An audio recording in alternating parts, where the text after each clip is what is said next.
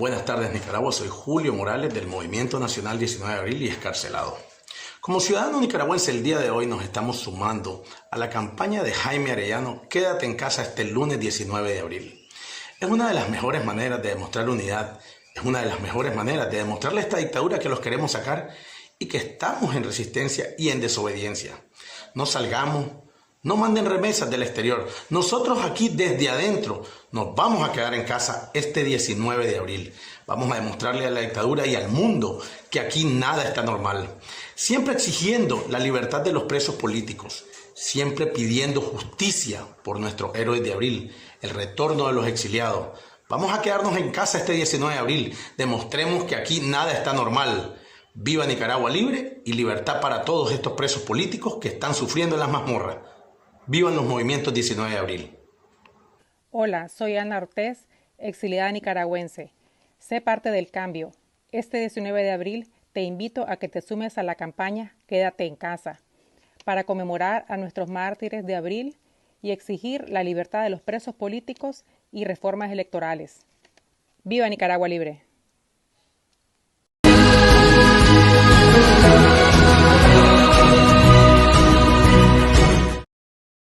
Hola, soy Ana Ortiz. Hola, soy Ana Margarita Baunza. Sé parte del cambio. Este 19 de abril, quédate en tu casa para conmemorar a todos los caídos en la lucha en contra de esta dictadura. Para en un día de absoluto silencio demandar la salida de nuestros prisioneros políticos. Y para pedir y trabajar sobre las reformas electorales necesarias para poder salir de una vez por todas de esta dictadura. Sé parte del cambio. Este 19 de abril, quédate en tu casa. Nosotros, desde el exilio, vamos a estar apoyándolos y vamos a estar velando porque esto sea una realidad.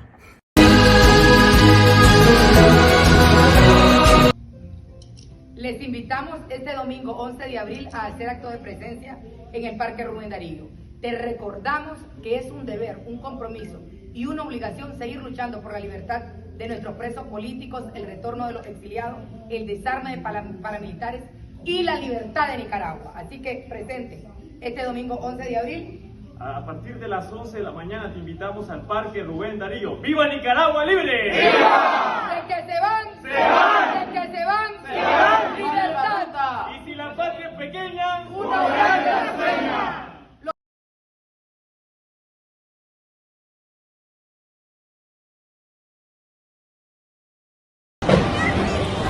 Herido de bala, herido de bala. Necesitamos gente, loco, necesitamos gente. Y pasen la voz, mae, muchachos, aquí hay un mae herido, loco. Álvaro, apellido. Conrado. Álvaro Conrado. Correcto. Tranquilo.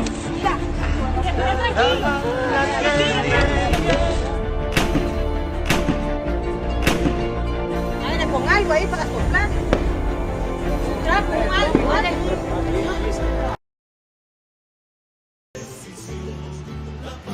Sé parte del cambio. Este 19 de abril, quédate en casa para conmemorar a los mártires de abril y exigir la libertad de los presos políticos y reformas electorales.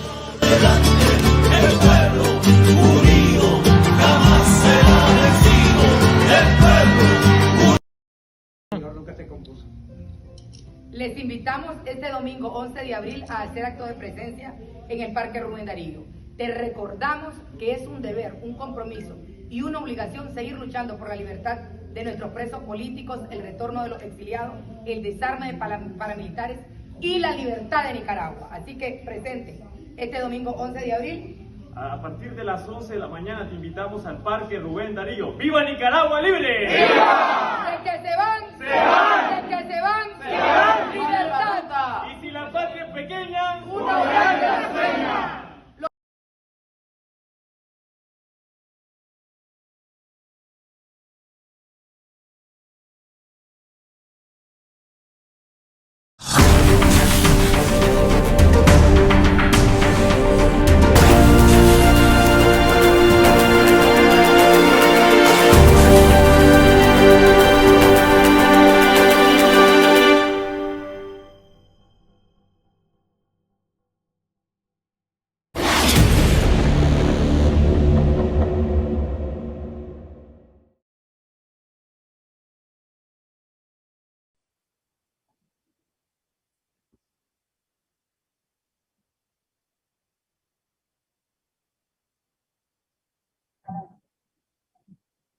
Muy buenas tardes, tengan todos bienvenidos a la Asamblea Nicaragüense por la Democracia 2021 que se está efectuando el 9 y 10 de abril en Miami, Florida.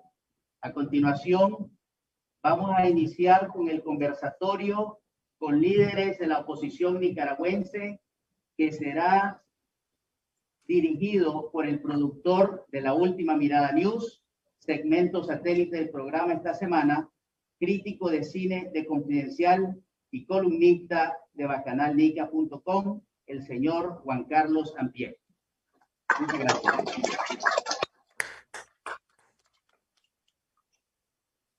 Bueno, muchas gracias por acompañarnos en este evento. Quiero agradecer también a la organización por invitarme a participar en calidad de moderador de esta conversación.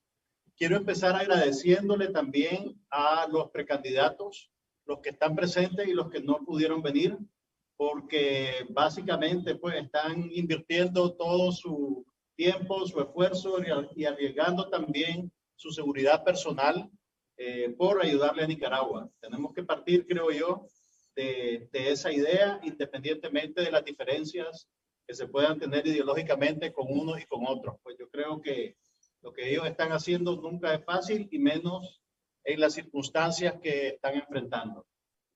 Vamos a iniciar la conversación con una pregunta para cada uno de ellos.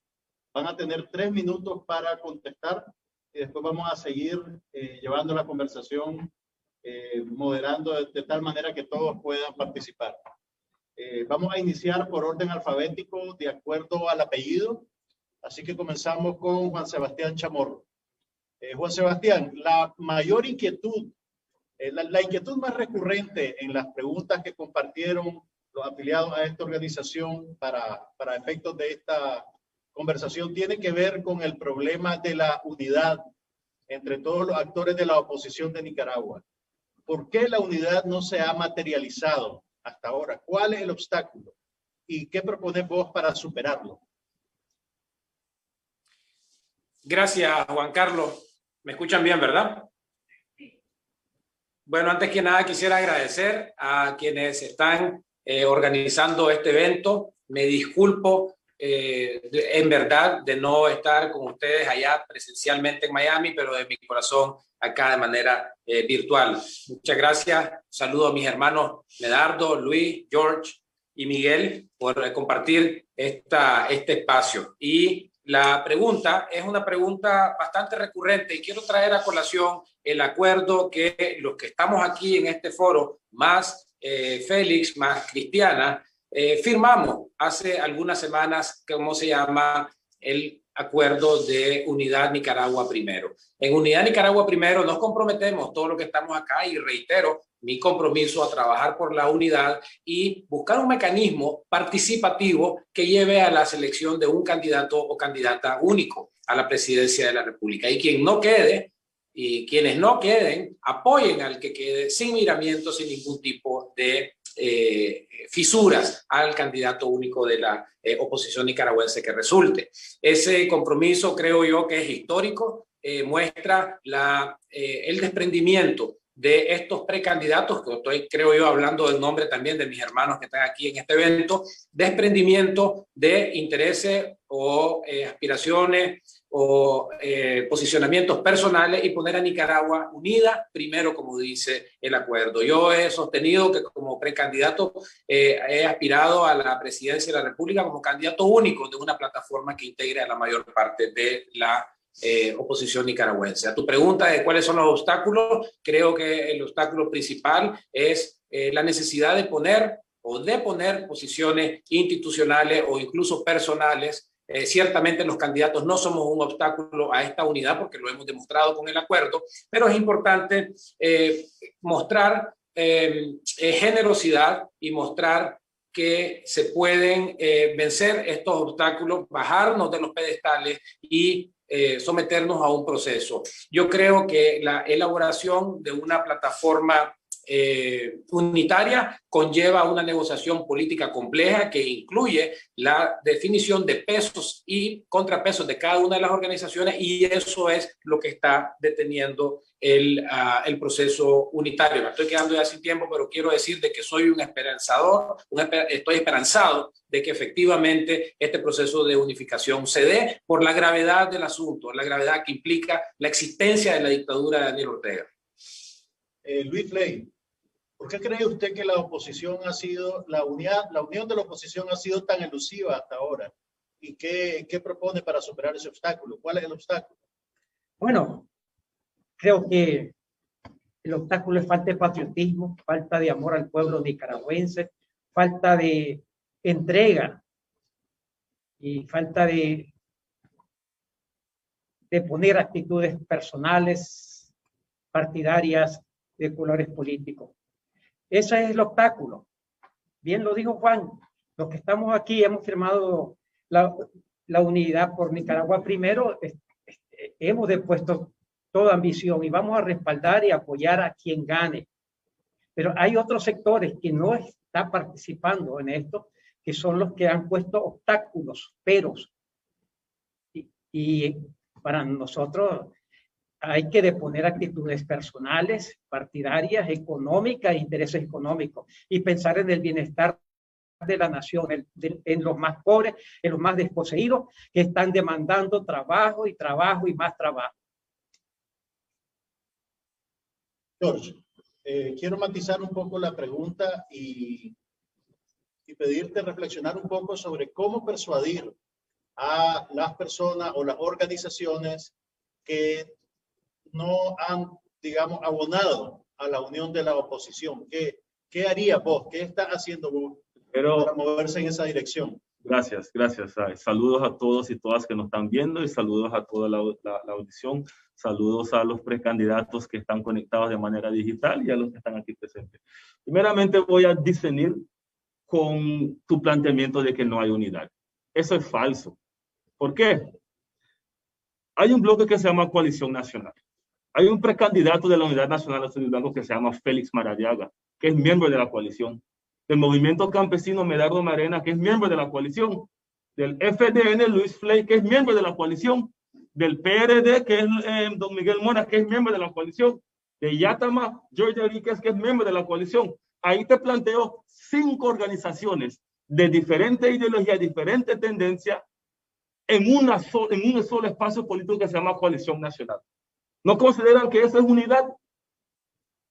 Eso es unidad.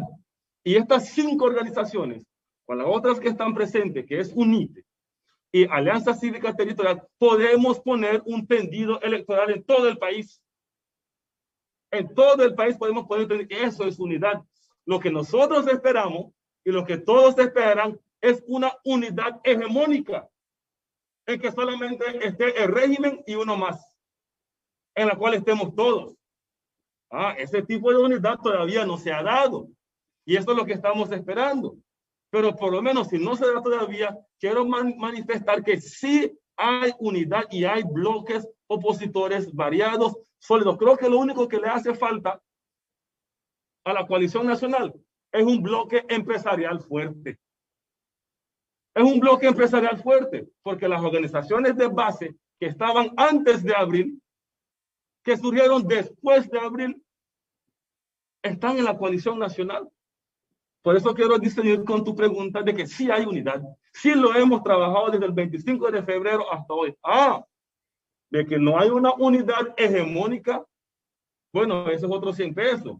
Pero mi posicionamiento con respecto a ese tema es de que sí hay unidad. Y vamos a seguir trabajando para conformar un solo bloque consolidado entre los 2 bloques opositores más grandes. Gracias.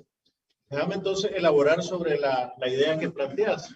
¿Qué se puede hacer, Medardo, para llegar a ese punto de unidad hegemónica que garantice ser competitivos frente a una dictadura que monopoliza no solo la fuerza, sino también todas las instituciones del Estado? Bueno, quisiera agradecer también, ¿verdad?, la oportunidad y saludar a todos los presentes, pero creo que quisiera también mencionar una de las razones por las por la cual no se ha podido. Creo que hay mucha desconfianza y a veces intereses o mucho ego, ¿verdad? Que lamentablemente no nos ha permitido que podamos lograr la unificación de todos los sectores. Creo que en estos momentos estamos asumiendo un liderazgo ya como precandidato. Creo que es el momento de honrar, como decía Juan y los que antecedieron, de honrar el documento que ya firmamos, Nicaragua Primero. Pero para honrar ese documento, creo que ese acuerdo, creo que es importante para nosotros empezar un diálogo interno entre los precandidatos para que podamos lograr un entendimiento y asumiendo de que el liderazgo está liderado entre los precandidatos, creo que esa sería la salida para que nosotros podamos apoyar una fórmula única que nos permita de una vez por todas llevar un candidato de la oposición contra el régimen que son quienes están haciéndole tanto daño a este momento al pueblo de Nicaragua. Miguel, ¿vos estás satisfecho con el nivel de unidad que tenemos hasta ahora? ¿Tenemos tiempo para llegar a ese punto de unidad hegemónica? Falta apenas un mes para que lleguemos a mayo, que es el plazo que la OEA le dio al régimen para dar señales de reformas electorales y crear las condiciones que garanticen unas elecciones transparentes, libres y justas. ¿Qué pensás de eso? Primero, saludo a mis hermanos, agradeciendo a la Asamblea Nicaragüense por la democracia, por esta oportunidad, esta invitación y por tratar también allá a Medardo, a Luis y a George. Saludos a la diáspora de Nueva York, New Jersey, Arizona, California, Indiana, Florida y Texas que han hecho este esfuerzo que me siento honrado en participar. Yo estoy con George y estoy también con tu pregunta. George, está claro, antes había un montón de autoconvocados. De un año para acá hay dos bloques bien definidos.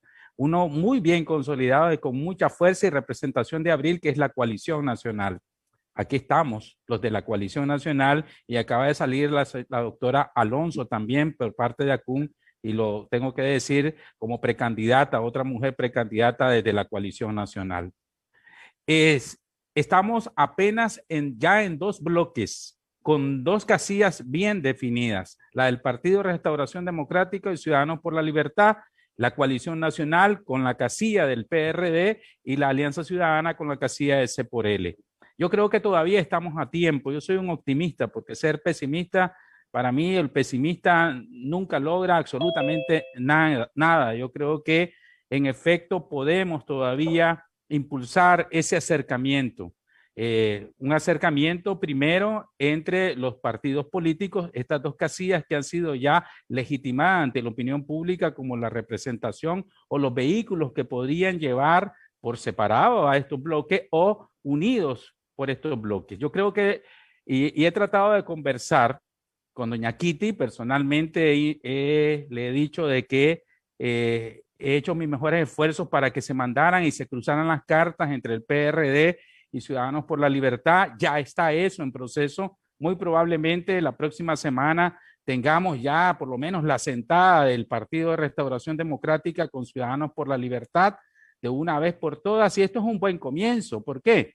Porque, como decía George, hay dos bloques ya definidos de la oposición. Si se sientan las dos casillas por las cuales son los vehículos, podríamos llegar a un entendimiento. Es muy difícil. Hay tres escollos que tenemos que superar. En primer lugar, el planteamiento de los pesos y contrapesos o los niveles de peso entre los dos bloques. O sea, no solo estamos hablando de la candidatura de la fórmula presidencial, estamos hablando de la representación ante la Asamblea Nacional. ¿Cuánto le corresponde o quiere que le corresponda al C por L, por ejemplo, de la Alianza Cívica? ¿Cuánto al movimiento campesino? ¿Cuánto al FDN? ¿Cuánto a Yatama? Son discusiones legítimas, políticas, porque el poder se asume y se busca para cambiar a Nicaragua. Las listas no son nocivas, las listas tienen que presentarse y tienen que dialogarse entre las partes. Ese es el primer escollo. El segundo escollo es la representación legal de esa alianza electoral. ¿Quién va a ser el representante legal? doña Kitty Monterrey o el reverendo Cerrato. ¿Qué significa eso? Que tenemos que tener o un tercero como producto de esa negociación. ¿Qué va a pasar? Puede pasar de que tengamos confianza en un tercero y ese tercero respete lo que se acuerde en la distribución de los pesos para la Asamblea Nacional. Y al final, pues recuerden que los electos bajo esa casilla, según la Constitución de la República y la ley electoral que fue reformada a la medida del dictador, establecen que el partido político por donde se corre la casilla es el dueño de las diputaciones. Y eso es muy peligroso. Y es que lo ha hecho de esa manera la dictadura para crear todos estos tranques. Entonces, yo creo que sí se puede. Yo creo que sí hemos logrado un gran avance. Y creo que los candidatos, creo que ya estamos, después del reto que le hice a mis colegas para firmar Nicaragua Primero y agradeciendo su respuesta, pues vamos a reunirnos y esperamos reunirnos para ver si se puede hacer una sola elección de candidatos, sino que se vaya Cristiana, Arturo y Juan a un lado y Medardo, Fley, George, la doctora Alonso y tu servidor y Félix por otro lado. Eso sería peligroso y creemos que podemos hacerlo. Gracias. Un poquito de tiempo con vos, pero decime en 2 minutos. En este escenario, PRD y C por L, al ser los dueños de sus casillas, operan, digamos, con algo de ventaja sobre las otras organizaciones que están tratando de incidir en esta unidad. ¿Han hecho los partidos lo suficiente para que estos liderazgos que no tienen una casilla estén bien representados? ¿Existe algún compromiso de que van a ser, digamos, equitativos a la hora de definir candidaturas para la Asamblea Nacional, para los otros poderes? ¿Se ha hablado sobre eso? Sí, incluso, ahí te lo puede decir Medardo, Fley y George, que hemos firmado esta semana un documento base para la elección de candidatos de una forma democrática, de consulta al pueblo mediante demoscopía, o sea, mediante encuestas, macroencuestas y sondeos de opinión pública, porque es lo único que tenemos ahorita. No podemos hacer primarias porque la dictadura nos tiene reprimidos. Entonces, ese compromiso lo firmamos toditos en la coalición nacional. El PRD sostiene, el PRD es la casilla de la coalición nacional y la pone a disposición del movimiento campesino, del FDN, y Yatama hace una alianza con el PRD para crear una alianza regional. Y ya saben, y hemos convenido en eso, la propuesta del PRD es poner a disposición este vehículo para la coalición nacional y ya hemos acordado, y ellos te lo pueden confirmar, un acuerdo marco que garantiza la forma democrática de escogencia de estas candidaturas tan importantísimas como son en la Asamblea Nacional. Eduardo, algunos candidatos no han firmado aún el compromiso de apoyar a un candidato único. Eso abre la puerta a un escenario en el que pueden haber 2 candidaturas conectadas con la oposición. ¿Has tenido alguna comunicación con estos candidatos? ¿Qué pensás de esa posibilidad? Recientemente hice una propuesta, ¿verdad?, para todos los precandidatos que muchos han confirmado y esperamos de que los demás confirmen, ¿verdad?, su participación para que podamos tener una primera reunión como precandidatos y pues lamento que no pudimos estar todos, ¿verdad?, en esta reunión que hubiese sido oportuno, ¿verdad?, este momento, pero más sin embargo creo que todavía estamos a tiempo para hacerla, ¿verdad?, una segunda oportunidad, pero no esperar mayo, ¿verdad? Yo creo que el tiempo apremia y este es el momento que nosotros tenemos que beligerarnos. Creo que todavía estamos a tiempo para lograrlo. Está la propuesta sobre la mesa para que podamos reunirnos todos y buscar un entendimiento entre los precandidatos que sería nada más como cómo sería el ejercicio democrático para que salga electo el candidato único como de la oposición. Luis, usted es uno de los firmantes del compromiso del candidato único. Esto quiere decir de que estaría anuente a trabajar para una campaña que esté definida por una persona distinta a usted. Desde luego que sí. Eso es ese es el espíritu de este compromiso. No tendría lógica que firmo un compromiso y luego voy a hacer lo contrario, ¿no? Aquí es un compromiso pensando en Nicaragua, pensando en que es necesario crear las bases para una verdadera república. Es lo que estamos viviendo. Este ejercicio democrático de primarias internas es primera vez en Nicaragua que se realiza. Nunca ha habido un proceso tan genuino, tan abierto al público que este. Siempre en la historia de Nicaragua ha sido el caudillo, el líder, el partido, el CEN, el círculo, el que ha decidido quién es el candidato a la república, sin importar si el pueblo lo quiere o no lo quiere. Esta es la primera prueba de que estamos haciendo las cosas bien y tenemos que seguirlas haciendo bien.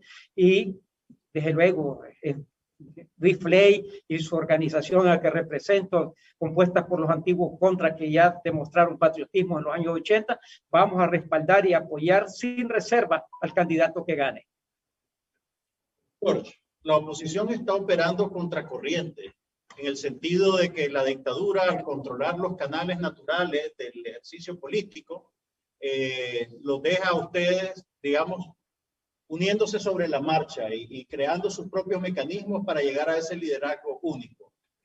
¿Cómo esperás vos que la población en general tenga confianza en ese mecanismo que se va a aplicar eventualmente para llegar a esa candidatura? ¿Qué garantía se puede dar de que esta encuesta, estos debates, estos focus groups, lo que sea que se vaya a hacer, refleje realmente la voluntad de los nicaragüenses que quieren una alternativa democrática y además que ese proceso no se vea contaminado, digamos, por elementos conectados a la dictadura que bajo la apariencia de una participación de buena fe alteren, digamos, la voluntad del pueblo que quiere un candidato único de oposición? O que a medida que las organizaciones que tienen candidatos o los partidos que tienen candidatos y los candidatos y candidatas estén claros del proceso y el mecanismo sea discutido y debatido y aprobado y todos participemos en eso, creo que esto le daría una tranquilidad a las personas. Que todos estemos involucrados en el proceso le da tranquilidad a las personas y que respetemos la decisión, independientemente de cuál sea la decisión. Siempre va a haber algo que se va a decir. Hay mucha gente que va a estar inconforme, independientemente de cuál sea la decisión, pero el detalle aquí está en la mayor participación posible y la mayor accesibilidad a la mayoría de nicaragüenses que están dentro y también que estén fuera del país. Anteriormente habías hecho la pregunta sobre la firma del documento y quienes no lo firman. Creo que habría que analizar por qué un candidato no va a querer firmar este documento. ¿Qué está detrás de no querer apoyar a un candidato único? Si don Juan Sebastián sale electo, yo lo apoyo. Si don Miguel sale electo, yo lo apoyo. Si Félix sale electo, yo lo apoyo. Si don Luis sale, yo lo apoyo. Y si Medaro sale, lo apoyo. ¿Sabe por qué?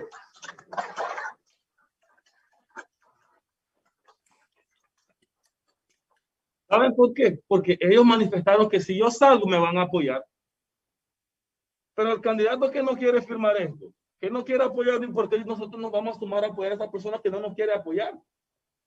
Y no nos da una razón, una excusa o una razón fundamentada de por qué no va a firmar esto. Creo que ahí es donde la ciudadanía debería de analizar quiénes están jugando el juego al régimen y quiénes queremos salir de esta dictadura. Y también hay que reconocer, independientemente si estamos trabajando al paso o al tiempo de la dictadura, reconocer la capacidad que tiene la oposición a través de la coalición para reaccionar bajo una dictadura con poco tiempo de anticipación o con poco tiempo de antelación. Porque muchas cosas la dictadura las hace de repente, tenemos que estar listos y preparados para reaccionar y contraatacar. Y lo hemos hecho. Bajo dictadura, sin poder movilizarnos, sin poder organizarnos. Lo mismo pasó ayer con el tema, hace 2 días con el tema de los magistrados. Sabíamos que venía eso, no sabíamos cuándo. Pero estamos listos y estamos preparados para en los siguientes días presentar nuestras listas de candidatos y candidatas. Gracias.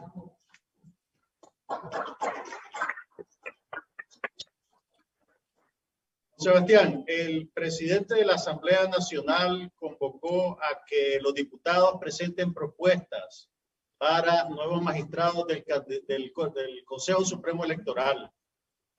Para vos eso es una señal de que el régimen se está moviendo hacia cumplir los objetivos de la OEA o simplemente está queriendo ganar tiempo. ¿Vos creés que de aquí a mayo la dictadura va a garantizar observación nacional e internacional, transparencia en el proceso electoral y todas las condiciones que se demandan de ella? Yo creo de que a la dictadura no hay que creerle absolutamente nada. Toda acción que la dictadura trata de hacer es para consolidarse y atornillarse en el poder.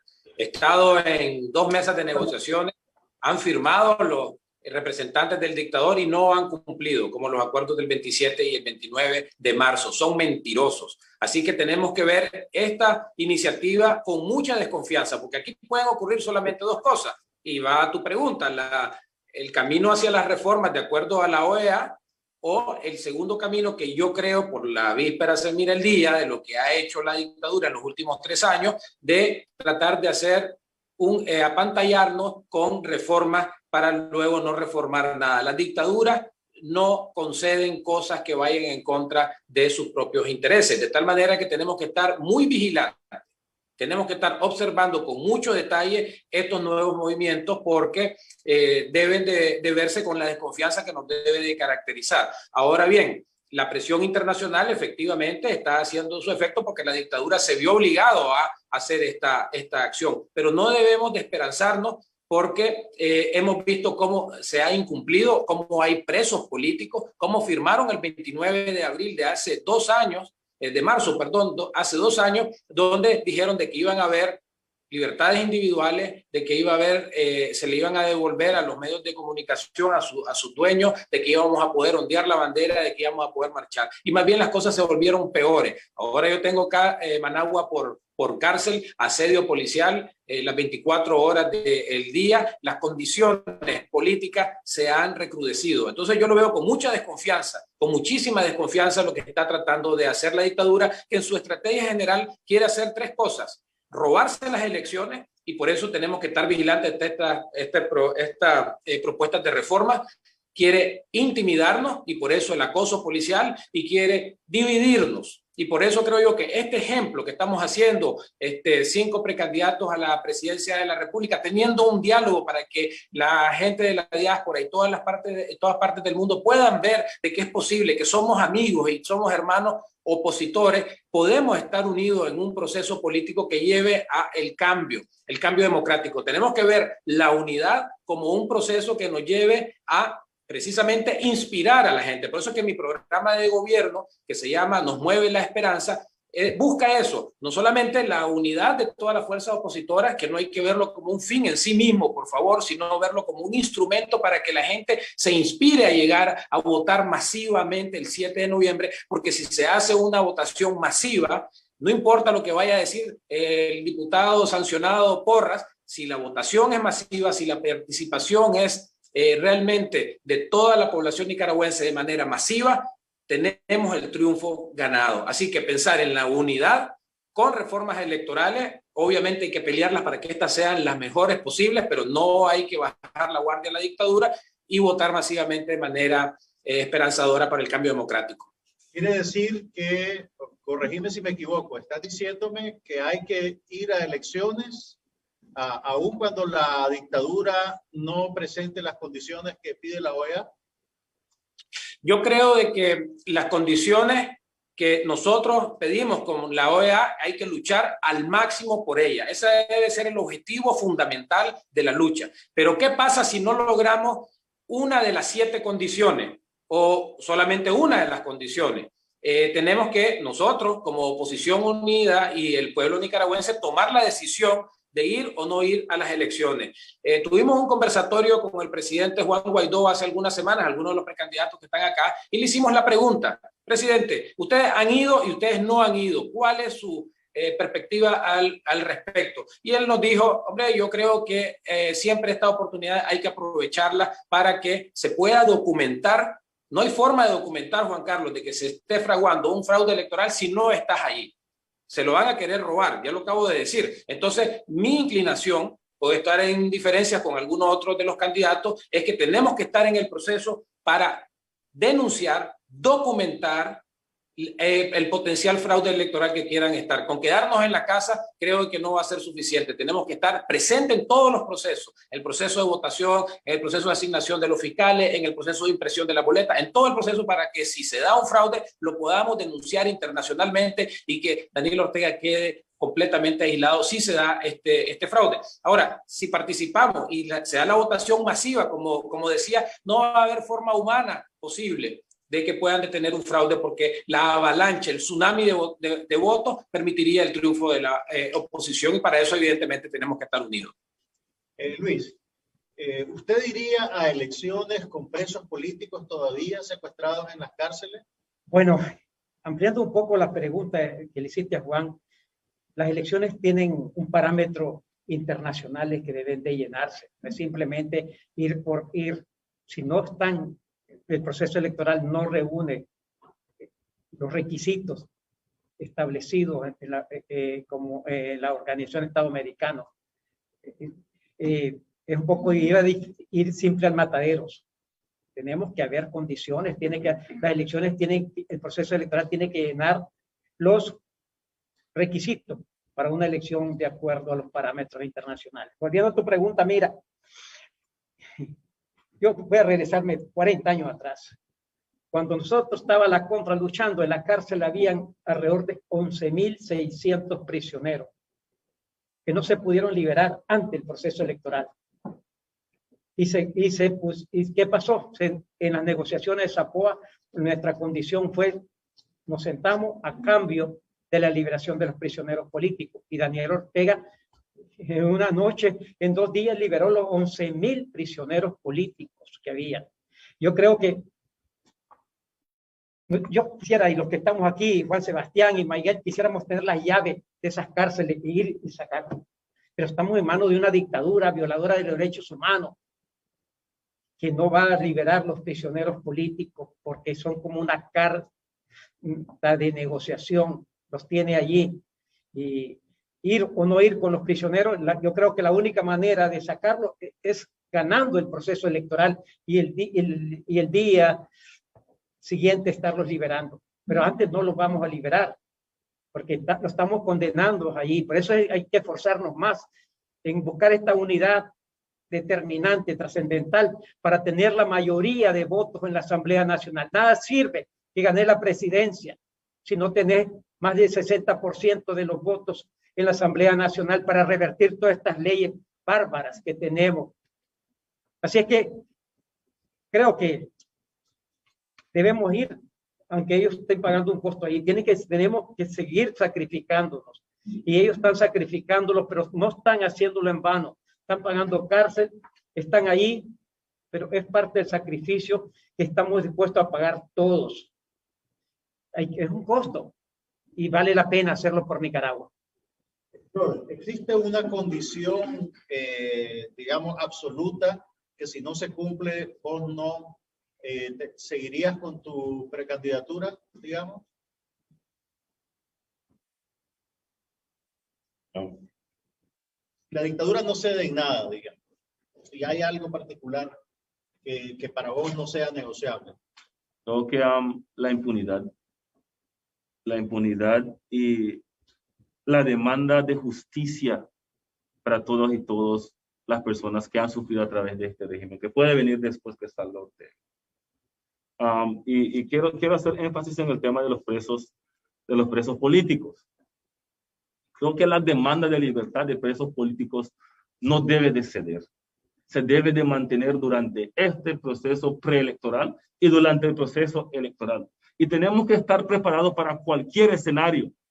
¿Por qué menciono esto? ¿Qué pasa si Ortega le da la loquera y libera a los presos políticos un mes antes de la fecha de las elecciones y no estamos listos y preparados para las elecciones porque no íbamos a participar porque había presos políticos? Tenemos que prepararnos para cualquier escenario. ¿Qué pasa si Ortega libera a los presos políticos 2 meses antes del 7 de noviembre? Luego de la libertad, ¿vamos a ir a prepararnos para las elecciones? No.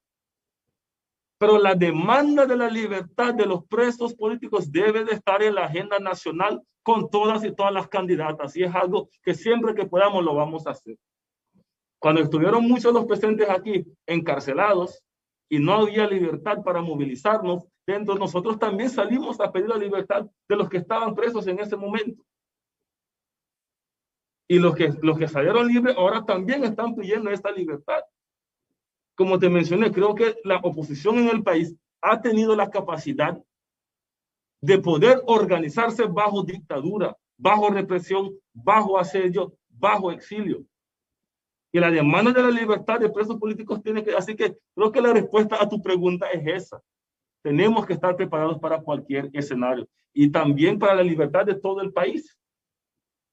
La libertad de todo el país, don Juan Sebastián, Félix Maradaga, don Miguel Mora y Medardo Mairena son precandidatos, pero no están libres. Son precandidatos, pero no están libres porque tienen a 2 patrullas todos los días siguiéndolos a cualquier lugar donde están. Y es cierto que no se siente lo mismo que estar presos como los que están presos, y no lo voy a comparar. Pero la idea de esto es liberar a todo el país, y comparto parte de lo que dice don Juan. Tenemos que documentar el fraude. Tenemos que documentar todo lo que el régimen va a hacer. Y para cuando pierda las elecciones, no lo reconoce y no lo quiere reconocer, tenemos pruebas. Y si hay que poner el país de patas para arriba, volver a salir a las calles para que se vaya a Ortega, tenemos que hacerlo, pero tenemos que hacerlo bajo unas elecciones. ¿Qué otra forma hay? ¿Qué otra forma hay de quitarlos del poder? Ya se pelearon 2 guerras en Nicaragua, la del 77 al 79, la de la contrarrevolución. Y nadie quiere volver a poner 5, 10 mil, 15 mil muertos en las calles de Nicaragua. Por lo menos yo no voy a asumir esa responsabilidad. Pero sí voy a asumir la responsabilidad para sacar al régimen con los mecanismos que están. Si tenemos que salir a la calle otra vez, salimos a la calle. Gracias. Eduardo, la demanda, además de la libertad de los presos políticos, una de las demandas más sentidas tiene que ver con justicia para las víctimas de la represión. Me refiero a las personas que fueron asesinadas, las personas que fueron torturadas. Ustedes tienen que persuadir a los familiares y a Nicaragua entera de que habrá justicia y que no volveremos a un escenario en el cual una amnistía se convierta en el paso a la impunidad. ¿Cómo pueden ustedes convencer a la gente de que eso va a ser así? Porque el régimen definitivamente que va a maniobrar en dirección de crear las condiciones para gozar una vez más de impunidad. ¿Qué están pensando en ese sentido, Medardo? Bueno, en primer lugar, creo que yo soy una de esas víctimas que me considero ser. Fui torturado por esta dictadura. Por supuesto que el compromiso que hemos asumido en esta lucha y por lo que significa la lucha que yo emprendí desde el inicio como defensor de derechos humanos, obviamente no voy a renunciar, ¿verdad?, a esos principios, pero tampoco creo que sea correcto de que todos estos crímenes que han cometido la dictadura pasen a la impunidad. Primero porque podemos remontarnos un poco más a la experiencia que se vivió en la década de los 90. En los 90 creo que a pesar de que Ortega entregó el poder, pero también se le dejó una gran cubota de poder. Y eso fue lo que desgraciadamente el gobierno también descuidó a las víctimas en ese entonces. Al descuidar a las víctimas y como había habido una ley de amnistía, desgraciadamente no hubo justicia. No haber justicia, obviamente aquí se está repitiendo la triste historia que no podemos volver a permitir que esto pase en Nicaragua. Creo que aquí el tema de justicia debe ser en un plan de nación, ¿verdad? Creo que nosotros y estamos trabajando esa parte, ¿verdad?, para que haya justicia transicional, pero también creo que sobre todo el compromiso debe ser que todos aquellos hermanos que ofrendaron su vida por la libertad de este país no puede quedar en impunidad. Creo que aquí necesitamos de una vez por todas traer justicia para que pueda haber paz, que es lo que queremos en Nicaragua. Vivir en esa Nicaragua que todos soñamos, donde en realidad pueda sentirse que vivimos en un país democrático y que en realidad los nicaragüenses nos merecemos vivir en paz. ¿Partimos a Miguel? Sí, está tratando de conectar. Ok. Bueno, Juan Sebastián, esta, digamos, la aplicación del mecanismo de justicia transicional que satisfaga la demanda de los familiares de las víctimas tendrá lugar después de que se gane la presidencia, digamos. ¿Cómo la implementaría vos? ¿De qué veríamos los ciudadanos en ese momento? No tenemos sonido.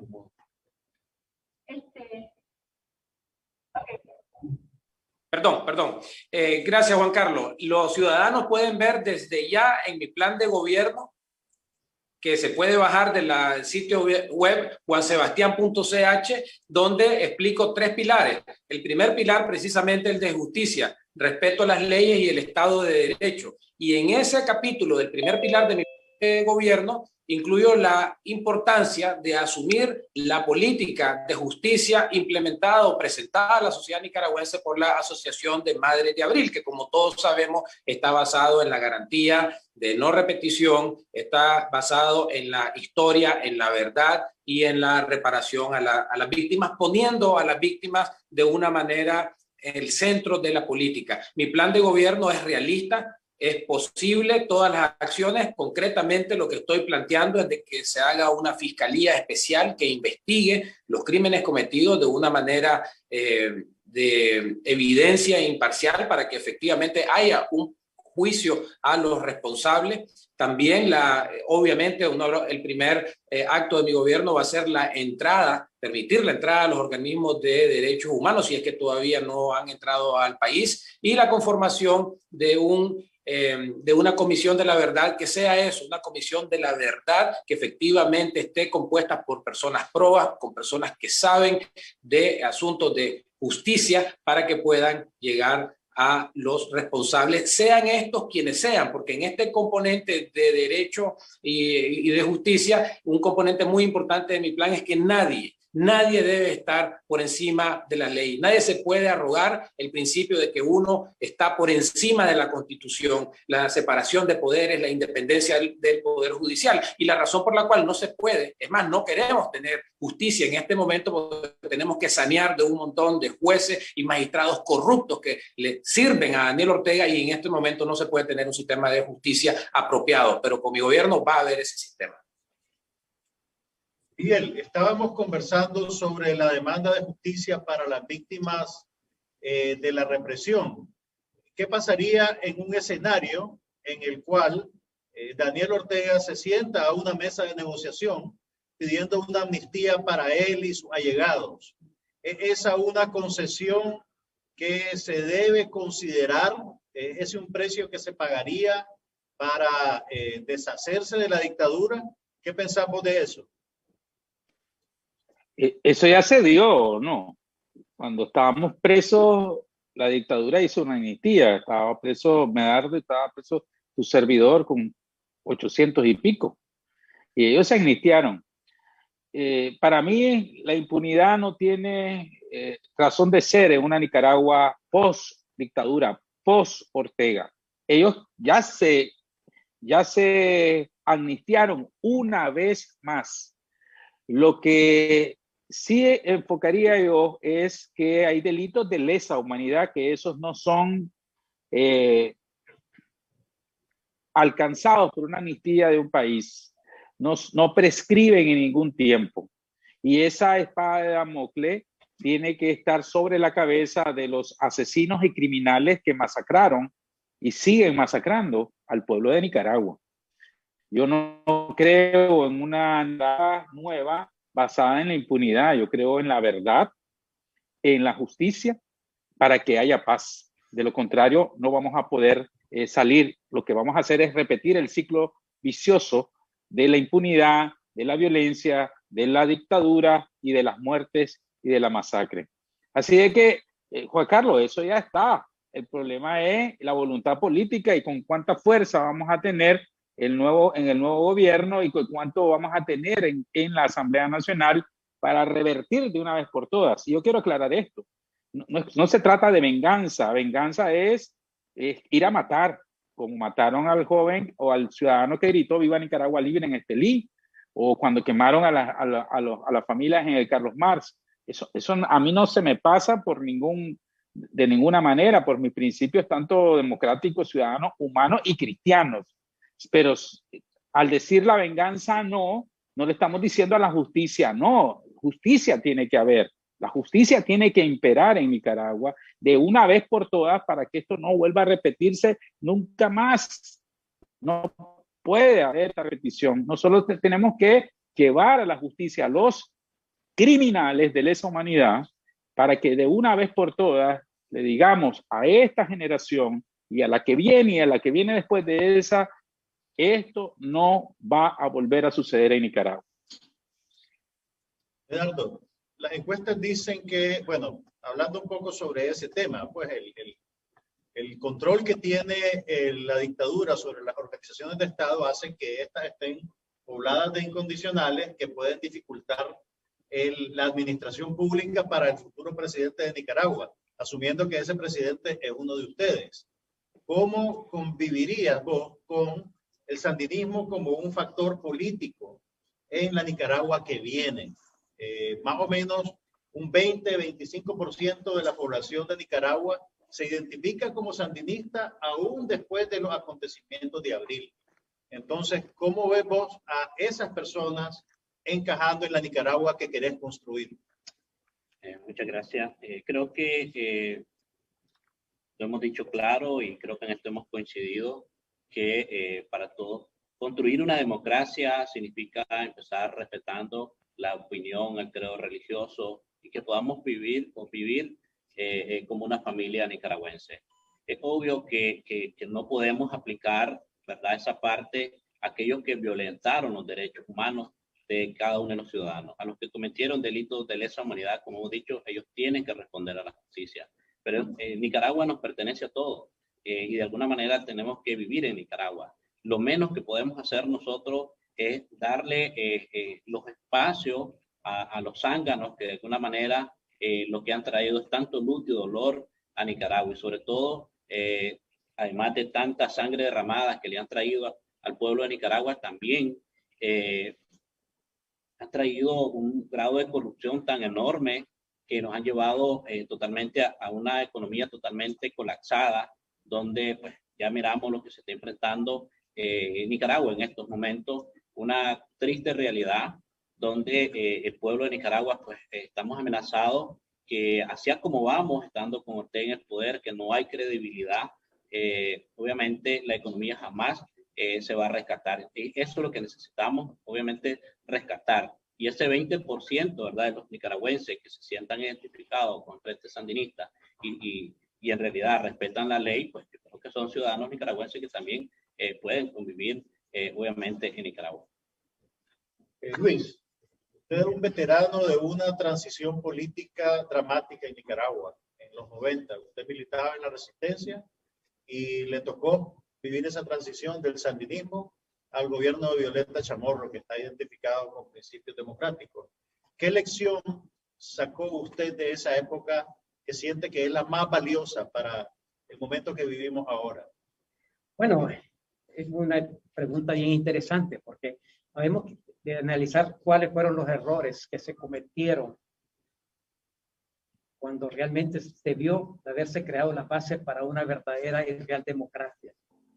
Primero fue entrar en un pacto que se llamaron protocolo de transición, donde lo que el pueblo había decidido en las urnas se redujo a una componenda con el Frente Sandinista, donde prácticamente le regresaron el poder. No hubo intención de depurar la Corte Suprema de Justicia. El ejército trataron de profesionalizarlo y la policía se dejó en manos de la misma policía que decidiera cómo quería organizarse o estructurarse. Y eso fue un problema porque nosotros pagamos solo en los primeros 3 años del gobierno 280 muertos de la contra, asesinados certificados por la comisión tripartita, representada por el carnal Obando y Bravo, por la CIAP-OEA, don Santiago Murray, y por el Ministerio de Gobernación, el doctor Paler, el representante de esta comisión.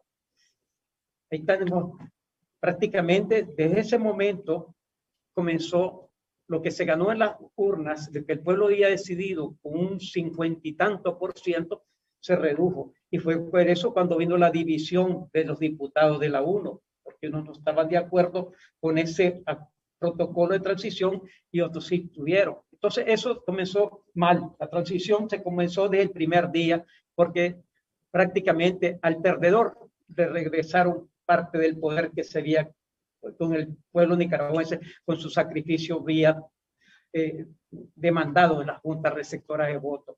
Entonces, tenemos que aprender de que esos errores no deben volverse a cometer. Y te digo que es una experiencia que tenemos que ponerla en práctica nuevamente para que no se comience a cometer los mismos errores.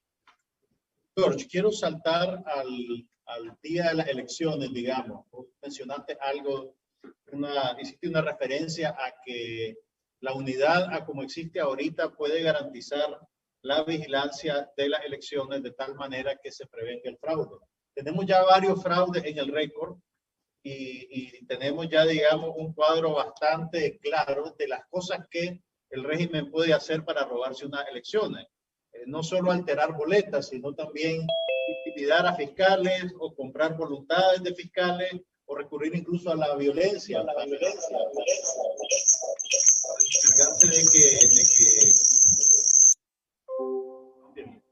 Mi pregunta, disculpa que divague tanto, mi pregunta es, ¿cómo se puede uno vacunar ante ese tipo de ejercicio por parte de la dictadura, en el cual básicamente pueden romper cualquier regla e incluso atentar contra la integridad de los fiscales de oposición?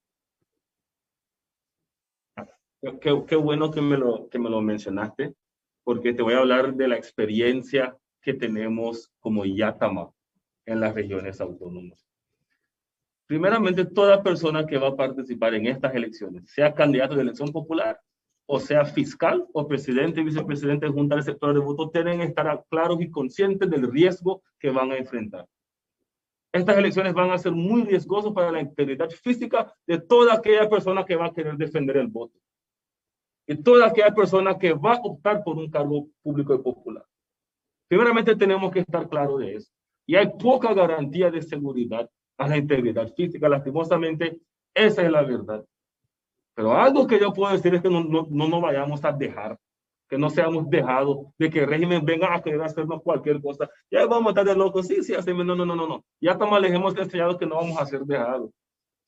Y desde Yatama hemos sabido defender el voto en las elecciones del 2016, que participamos por primera vez como partido regional bajo la contienda nacional y las leyes nacionales, sin alianza política partidaria con otro partido nacional. Y ganamos 3 de las 5 diputaciones a las cuales aspiramos. Y nos estaban quitando todas. Y Yatama salió a la calle a defender el voto. Y ahí es como nos reconocieron uno de los diputados, que es el Taubla Brooklyn Rivera actualmente. Yatama no tiene magistrados en la Corte Suprema de Justicia, pero en electoral. No hay pacto con el régimen. Así que cada concejal, cada diputado que tenemos es porque supimos defender el voto y hay que aprender de esa experiencia. Así que no hay una garantía de seguridad para las elecciones que vienen en noviembre. A la hora de defender el voto, ¿qué es lo más importante para vos? Defender el voto y también proteger la vida. Proteger la vida y la integridad física del país. Pero el 7 de noviembre va a haber un momento y una oportunidad para poder redireccionar el país. Y de la misma manera que el régimen salió con todos a tirar un balazo a los chavalos y chavales en las universidades, también tenemos que estar listos para defender el voto, pero no de esa manera. Y el candidato o candidata que salga electo debe de estar listo para ponerse sus tenis y liderar esto. Y no esconderse de liderar esto. Y tomar en cuenta que corre riesgo su integridad física también. Y si alguien de aquí que quiere ser candidato no está claro de esto, no se puede meter a esto. Porque lo que el país quiere ahora es un liderazgo comprometido y un liderazgo sólido que nos va a enseñar la ruta y lo vamos a seguir. Si Medardo sale electo y él dice nos vamos con el movimiento campesino, estoy seguro que los campesinos lo siguen, los estudiantes lo siguen, desde la costa lo seguimos, o si don Luis, o don Juan Sebastián, o Félix, o don Miguel. Pero el que lo va a liderar tiene que estar listo y dispuesto. Miguel, vos has sufrido en carne propia la violencia del régimen. Sabemos que el régimen tiene el monopolio de la fuerza al controlar a la policía, al ejército y además a permitir, por lo menos, la existencia de grupos paramilitares. ¿Cómo, si vos llegás a ser el presidente de Nicaragua, cómo desmantelar ese paquete? Eso no va a ser tarea de un día. ¿Y qué va a pasar con la gente que milita en estos cuerpos? En primer lugar, hay que destacar que no todo el sandinismo está manchado con la sangre de los que masacraron. Hay muchos sandinistas, muchas familias sandinistas que pese a su simpatía o su militancia no están de acuerdo. Hay mucho trabajador que se mira apabullado, sometido, vulgariado, humillado de parte de una camarilla que en el primer círculo de poder anda entre 1.000 y 1.500 funcionarios sandinistas. Después, unos 10.000 a 15.000 personas que son entre los comisarios políticos. Estos son los que manejan toda la estructura de lo que se llama el vamos con todo, la famosa seguridad del Estado. Y esto también parte de lo que es la estructura de la policía sandinista y del ejército sandinista, que hasta políticos tienen ya en las diversas organizaciones militares. Yo lo que haría en primero, y eso lo vuelvo a decir, yo pediría de inmediato la renuncia de la alta jefatura de la policía sandinista y del ejército sandinista como presidente electo, con el respaldo popular, porque entramos a un proceso de transición, de reprofesionalización de las instituciones armadas de este país. No pueden estar en manos de un partido político las armas, porque ya vimos lo que pasa en abril, hace 3 años, ya vimos lo que pasa y lo que ha pasado en las décadas anteriores. La renuncia, la reestructuración, la recomposición total casi de la policía, porque la han partidarizado. Recientemente estuvimos en Estelí, quisimos entrar a Estelí para reunirnos como partido político en las estructuras del norte, de la Segovia, Jinotega y Matagalpa, y me para el comisionado de la policía de Estelí y me dice, aquí ustedes tienen prohibido hacer política. Aquí solo el Frente Sandinista puede hacer política. ¿Cómo voy a dejar yo a ese oficial a cargo de la policía en Estelí? Y todos, casi todos andaban con mascarilla roja y negra y con un gran AK, con 30 policías, como que íbamos a tomarnos Estelí con las armas. Todo eso hay que cambiarlo y hay que cambiar desde la cabeza, porque la estructura militar, los que hemos estado en la estructura militar, sabemos que tenemos que arrancar la cabeza para comenzar a recomponer todo ese cáncer que tiene las estructuras armadas de este país, que es lo único que sostiene a este sistema corrupto, mafioso, que tiene secuestrado al pueblo de Nicaragua. Pero como te digo, es ir poco a poco, vos lo has dicho, esto es un proceso, tal vez nos dilataremos los primeros 5 años, pero después tenemos que garantizarnos el próximo presidente electo democráticamente o presidenta que siga con el proceso democrático. Pero al inicio tenemos que ser fuertes y que no nos tiemble la mano, porque de lo contrario lo que vamos a tener es un inminente golpe de Estado o unas azonadas militares y paramilitares que van a ser ingobernables a este país. Y para eso contamos con el respaldo, creemos, de la gran mayoría del pueblo nicaragüense, que en su mayoría con el voto mayoritario mata fraude y con el respaldo absoluto de la comunidad internacional. Juan Sebastián, Miguel nos ha recordado la azonada de la década de los 90, cuando el comandante Ortega gobernaba desde abajo, esa es la expresión que él usaba. ¿Qué pasa si Ortega sigue siendo un factor político dentro del país y pretende nuevamente, entre comillas, gobernar desde abajo? Yo creo que cuando nosotros hablamos de unidad de las fuerzas políticas opositoras que queremos un cambio democrático, no hay que verlo, e insisto en el tema, como el fin en sí mismo. sino como instrumento para que se logren cosas. ¿Qué se quiere lograr con esta unidad? Que efectivamente ganemos de jonrón. Ganemos de jonrón con bases llenas a Ortega para que precisamente quede limitado a su mínima expresión política y que las fuerzas democráticas puedan ejercer el control político. Lo que pasó en 1990 es que efectivamente doña Violeta ganó, pero el Frente Sandinista obtuvo una importante, más lo que se robó, porque se robó parte de los escaños.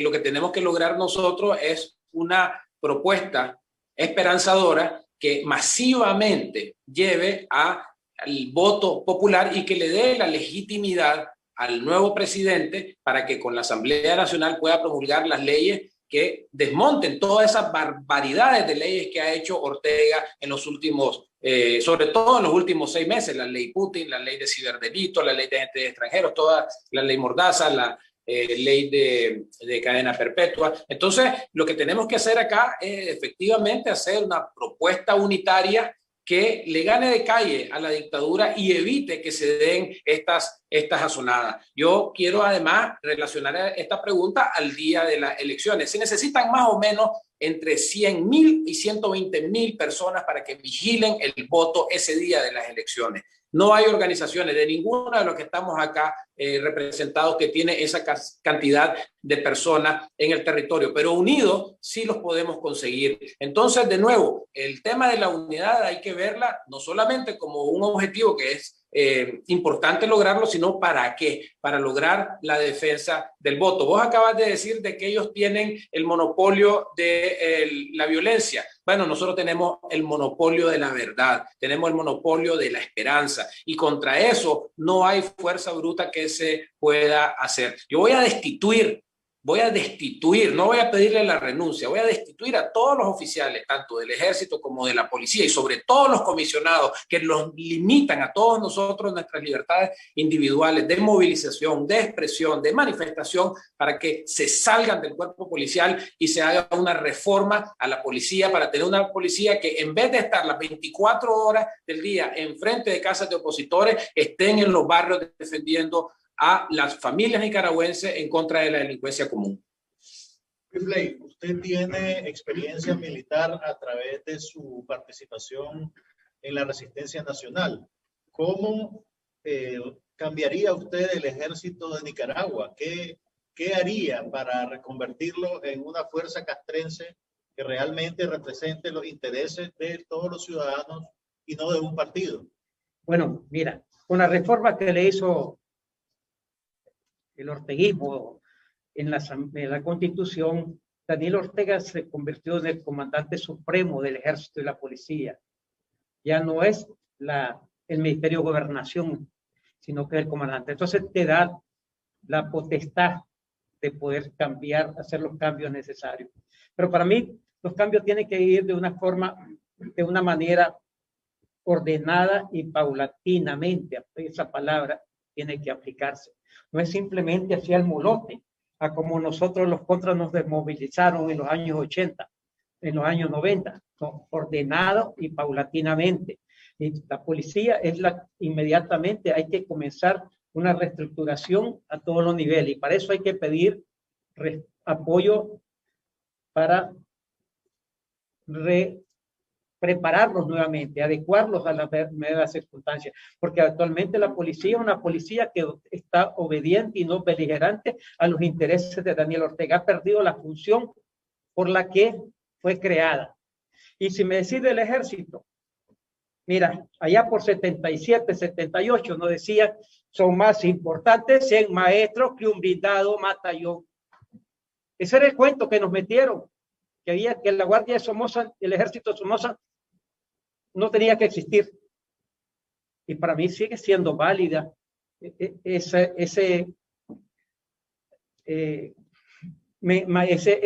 propuesta que le hicieron a los nicaragüenses. Son más importantes 100 maestros que un blindado batallón.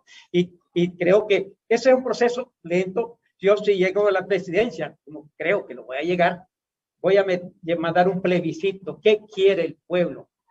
¿Quiere ejército o no quiere ejército? Y que sea el pueblo que tome la decisión. Porque si yo llego, va a decir, no, este es en contra, es enemigo de los sandinistas y le quiere pasar la cuenta al ejército.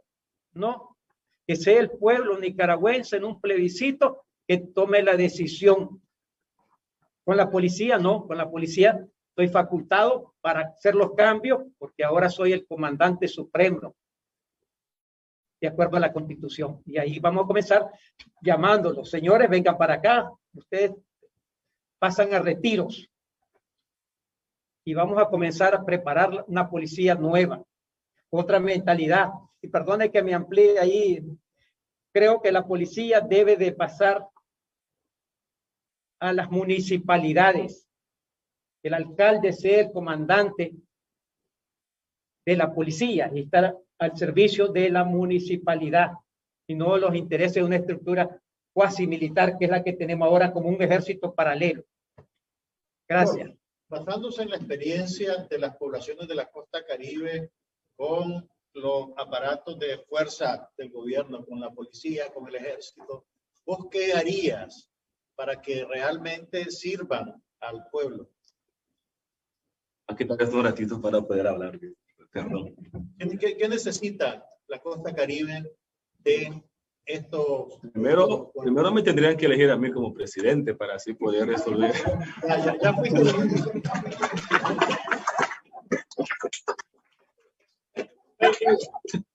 Ok, ya un poco más. La propuesta que yo traigo y se lo comparto a los candidatos y espero que se lo tomen, es que debemos de crear un híbrido entre la Policía Nacional y el Ejército Nacional. Voy a fundamentar. ¿Por qué? El Ejército literalmente tenemos que desaparecerlo paulatinamente de manera ordenada y no de un día para el otro. No podemos simplemente mandar 11,000, 13,000 efectivos del ejército a lo loco para que se vayan a las calles como lo mencionó don Luis Flay. Tenemos que crear un plan y una estrategia a mediano plazo para el primero, segundo, tercer y quinto año, que es cómo vamos a insertar esta capacidad técnica militar que tiene el país, dónde los vamos a poner, qué vamos a hacer con ellos. Por lo tanto, la propuesta es reducir el gasto reducir el gasto del presupuesto que se asigna al ejército. Y este militar, lo que vamos a hacer es hacer el híbrido, que estas personas se sumen al nuevo ente armado que va a ser la seguridad nacional, que va a ser entre la policía y el ejército nacional. De ahí solamente va a haber un solo presupuesto para un ente armado. No va a haber un presupuesto para la policía y luego un presupuesto para el ejército, porque somos el segundo, el tercer país más pobre de Latinoamérica, y gastar $80 millones en 20 tanques, más otros millones en un montón de locuras, y no tener un helicóptero de la Cruz Roja o una panga de la Cruz Roja, no tiene sentido. Así que a medida que vas destituyendo a los mandos del ejército, vas reduciendo la cantidad del efectivo del ejército y vas creando un híbrido armado, capacitado técnicamente, pero con una nueva mentalidad ciudadana. Yo no comparto mucho el tema de lo que mencionó el comandante Flay, de darle ese poder a la alcaldía. ¿Por qué? Cuando se pidió durante la autonomía que se diera a las regiones autónomas su propio ejército, su propio ente armado, y que el Pacífico tuviera su propio, no se aceptó por el miedo de que este mismo ente armado fuera al Pacífico a pelear y declarar la independencia de las regiones autónomas. Ahora, si cada municipalidad tiene ese poder bélico, van a armar el destructor. No puedo decir destructor. Lo que van a hacer es que van a armar el cachimbeo. Van a armar el cachimbeo entre municipios porque yo quiero esto, así que yo no comparto mucho eso. Así que esa sería mi propuesta. Un híbrido entre la policía y el ejército. Reducimos el presupuesto para armas y reinvertimos ese presupuesto en otras áreas de importancia. Gerardo, ¿cuál es la demanda más apremiante del campesinado nicaragüense y qué harías vos para satisfacerla si asumís el papel de presidente de Nicaragua? No, en general pues sí. Bueno, nosotros estamos casi terminando un plan de nación donde hemos recogido las demandas del pueblo, ¿verdad? Donde estamos recogiendo las demandas de las luchas sociales, como los sectores juveniles, como el sector que también han traído grandes luchas, ¿verdad? Las mujeres, y sobre todo en estos momentos que el campesinado hemos sido totalmente abandonados en las políticas públicas o estatales, ¿verdad? Para nosotros, las demandas que tiene el campesinado es que podamos de alguna manera trabajar, incentivar, ¿verdad? Cómo podemos nosotros de alguna manera que los productores tengan acceso, ¿verdad? Un crédito, que los productores tengan acceso a trabajar de una manera tecnificada para que podamos trabajar más amigable al medio ambiente, pero también producir más. Pero a través de los caminos de penetración podamos conectar entre los productores, que son los que producen los alimentos, ¿verdad? Y a la ciudadanía, que también lo necesita. Sabemos que el puente entre ambos pues, vendría a subsidiar, ¿verdad?, la crisis que estamos enfrentando, pero que también podamos tener acceso al mercado internacional. Para nosotros en el campo, pues aspiramos y soñamos y es una de nuestras prioridades, y en mi gobierno tendría, ¿verdad?, como es la educación de calidad, que pues, en estos momentos sabemos la crisis que se vive, como también el acceso a la salud, el acceso a poder de una vez por todas crear el desarrollo también en los territorios, pero no solamente en el campo, ¿verdad? Porque sí conozco tanto la vida en el campo como también la vida en la ciudad. Y creo que de alguna manera nosotros hemos estado totalmente convencidos que solamente recogiendo el compromiso, ¿verdad? O las demandas de cada uno de los territorios, pues podamos hacer incorporado, ¿verdad? En un plan de desarrollo, pero sobre todo en busca de poder tener un gobierno con credibilidad, ¿verdad? Para que todos aquellos inversionistas que de alguna manera se han salido de Nicaragua por que no hay un Estado de Derecho, pues puedan retornar de alguna manera y poder rescatar nuevamente la economía. Me gustaría saber tu opinión sobre la relación del ejército con el campesinado. ¿Vos crees que el campesino nicaragüense aspira a un país sin ejército como lo es Costa Rica? ¿O ustedes quisieran tener un ejército, y de qué manera ese ejército puede servirle al campesinado nicaragüense? Mira, yo soy de la opinión o no de la opinión, sino recogiendo un poco la historia.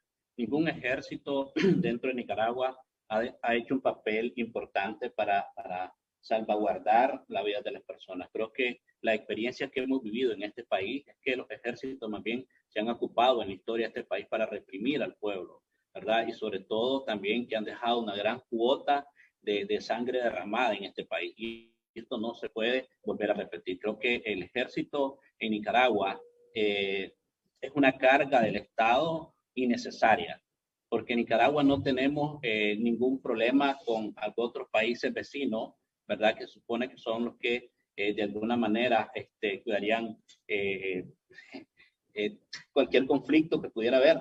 Pero creo que los nicaragüenses somos personas de paz, muy trabajadoras, muy honestas y con una gran aspiración de salir adelante. Creo que el ejército a este momento sigue siendo una carga. Por lo tanto, creo que sopesando de que hay una gran cantidad de gente, personas ahí, creo que hay muchas cosas que pueden hacer, como por ejemplo resguardar más los bosques, o sea, hay muchas cosas más que pueden ellos también hacer dentro de Nicaragua sin necesidad de andar con armas de guerra, que al final la triste historia que hemos vivido los campesinos se siga repitiendo. Creo que esto de una vez por todas, y es nuestra aspiración, es nuestra compromiso, ¿verdad? Sobre todo en estos momentos que soñamos y aspiramos que una vez por todas la matanza en el campo debe parar, porque la matanza en el campo no ha cesado desde la guerra reciente pasada, ¿verdad? En los 90, que a pesar de que vino un gobierno democrático, pero desgraciadamente a todos aquellos que depusieron sus armas en aquel entonces,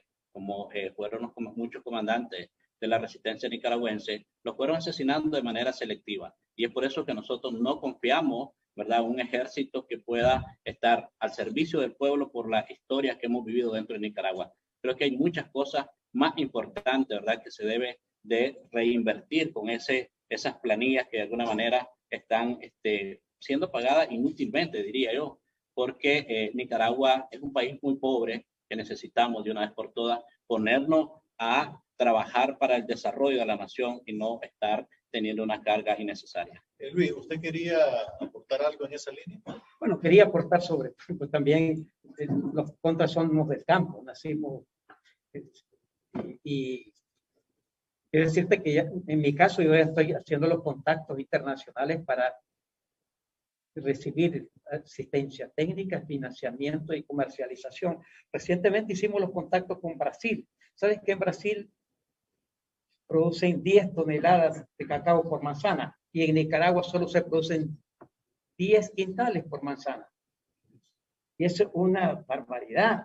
Eso está desfasado. Entonces ya hicimos los contactos. Hay una empresa brasileña que ya tuvimos una primera reunión con los productores de cacao de Nicaragua, porque el objetivo es ir dando respuesta, no es estar esperando a que si Daniel cae o no cae, el régimen cae. Tenemos que ir preparando las condiciones ahora y no hasta que llegue el 22, el 10 de diciembre, de enero del 2022. No, ya estamos trabajando en eso y hay ofrecimiento de tecnología, hay financiamiento. ¿Sabe cómo será el financiamiento que estamos nosotros consiguiendo para los productores de Nicaragua? Al 2% anual.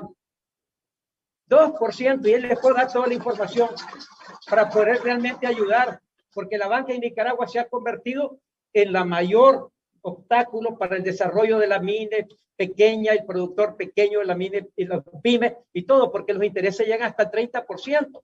Y el pobre trabajador se mata trabajando y para pagar unos intereses onerosos, y eso tenemos que terminarlo.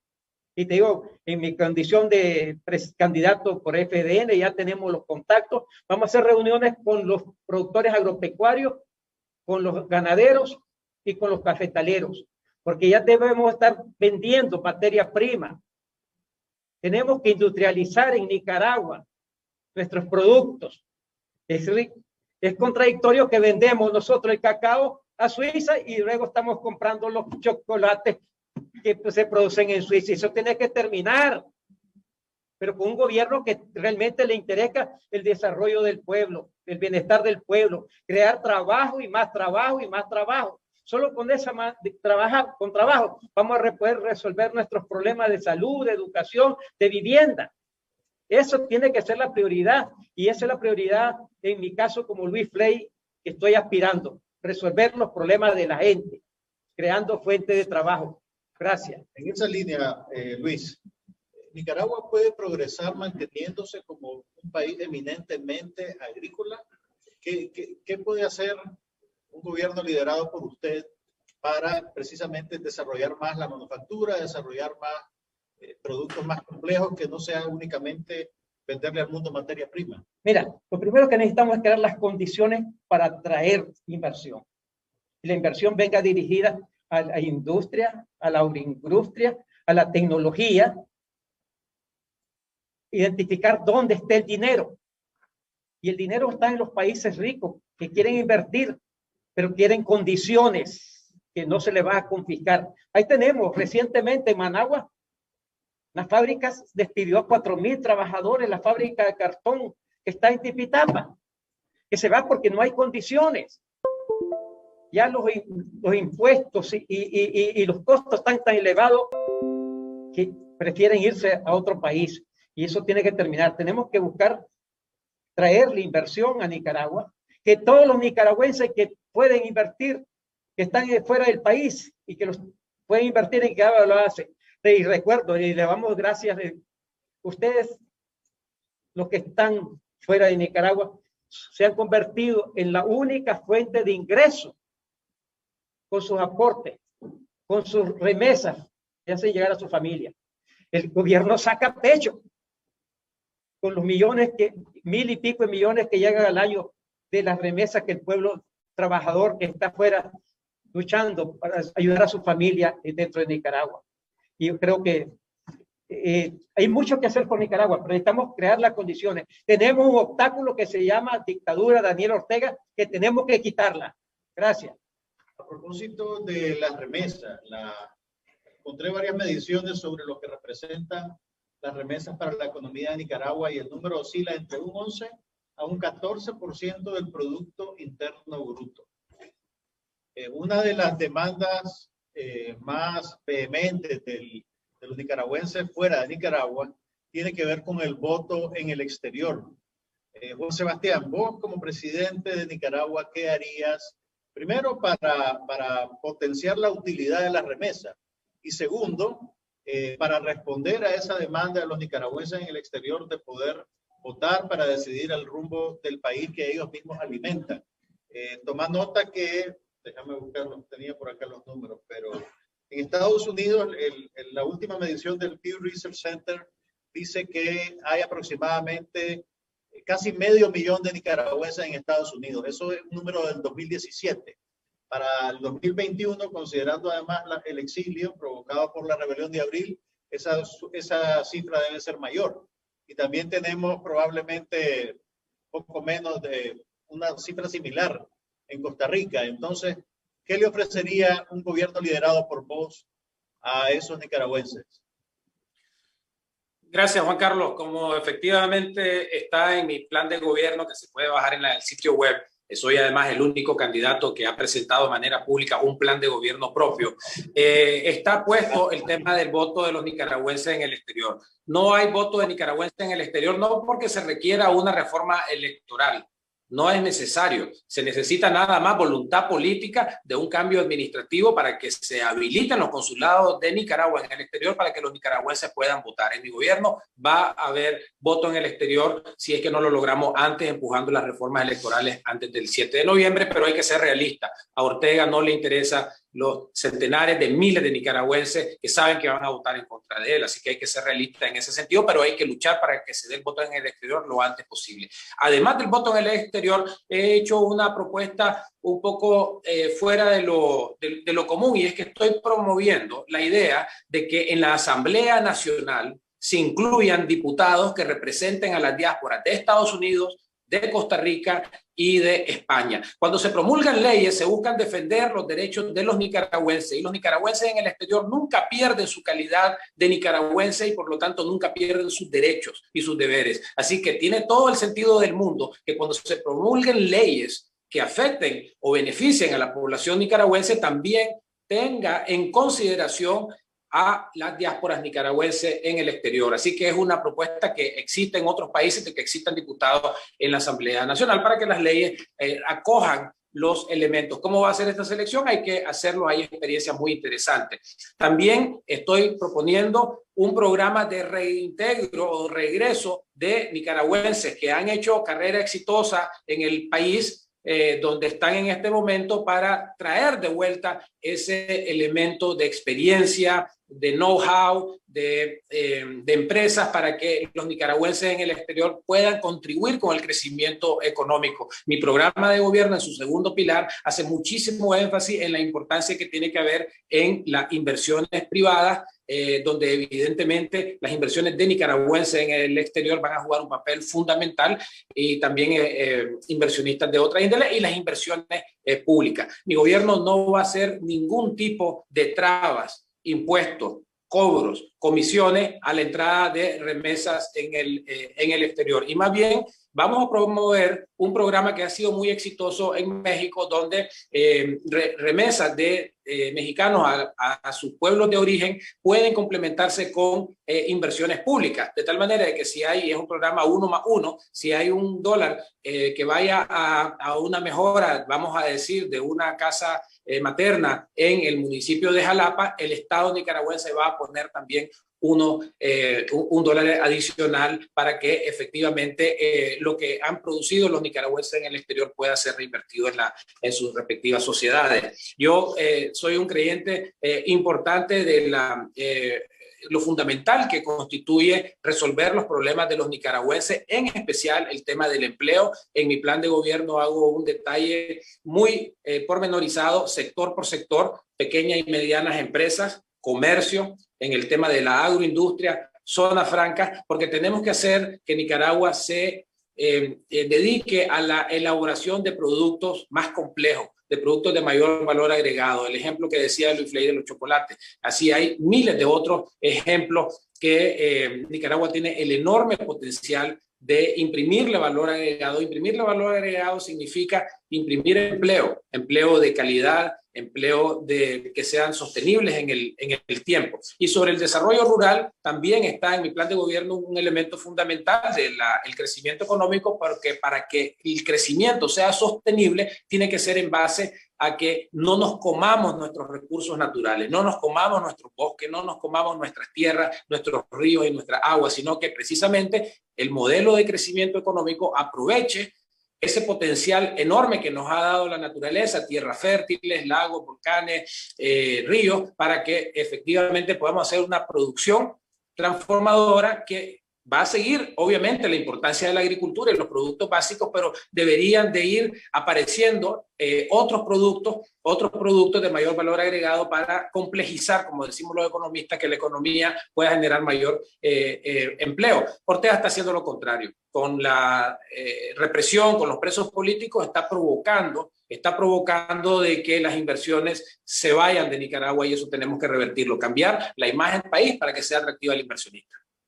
Miguel, en la nueva etapa de la dictadura orteguista, digamos, los últimos 10 años, los periodistas han sufrido los embates de la censura, de agresiones físicas, y paralelo a eso también hemos sido testigos de la construcción de un aparato de propaganda muy grande y muy fuerte.